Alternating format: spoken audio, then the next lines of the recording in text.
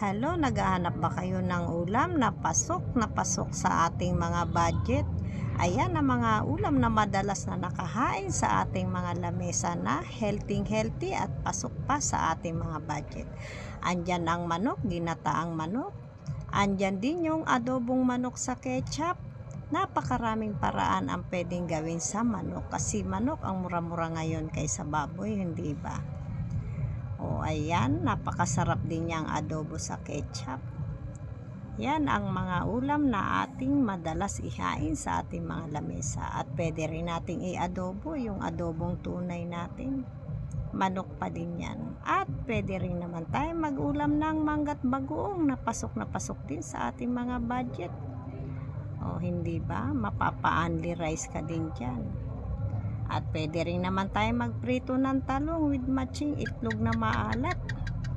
O hindi ba? At may langka at pusit pa tayo. At pwede rin tayo maglaga ng talong at okra sa usawa nating bagong isda. At pwede rin tayo magsigang ng bangus. Kung wala naman tayong maisip iluto, pwede rin naman tayo mag corn beef. At pwede rin tayo maggata ng manok with matching malunggay, hindi ba? Pasok sa ating budget din yan at napaka-healthy pa ng ulam na yan. Napakaraming pwedeng iulam. Pwede rin naman tayong maggulay ng toge. At pasok pa rin yan sa ating mga budget at sobrang healthy pa yan mga kumare ko. Hindi ba? Pwede rin naman tayong maggata ng gulay na sari-sari. Lagyan mo lang ng malunggay at yung dilis ang ating isasahog. Partneran na rin natin ng galunggong. Pwede rin naman tayong magluto ng tinapa lang. Ang ating sausawan is kalamansi lang at toyo. O hindi ba?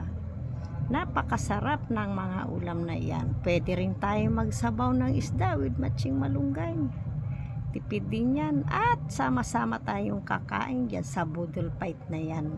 Masarap kumain ng sama-sama. Talagang yung tipong nag-aagawan ba kayo sa pagkain? O hindi ba? O ayan ang mga pagkain natin na madalas natin ihain sa ating mga lamesa na kayang-kaya ng budget. Pwede rin tayo magmerienda ng lome at pansit bihon. Pwede rin naman tayong magpansit malabon. O hindi ba? Panghimagas naman din natin ay mais. Ayan, pwede rin tayong magproben yung mga pagkain sa kanto. At yung mais, pwede rin naman pang merienda.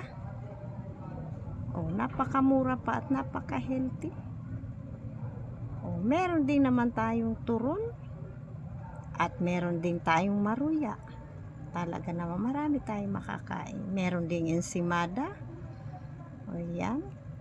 At meron ding bibingkang kanin. At higit sa lahat, meron tayong panghimagas, ang ating buko salad. Yun lang. Maraming salamat viewers, followers. Bye!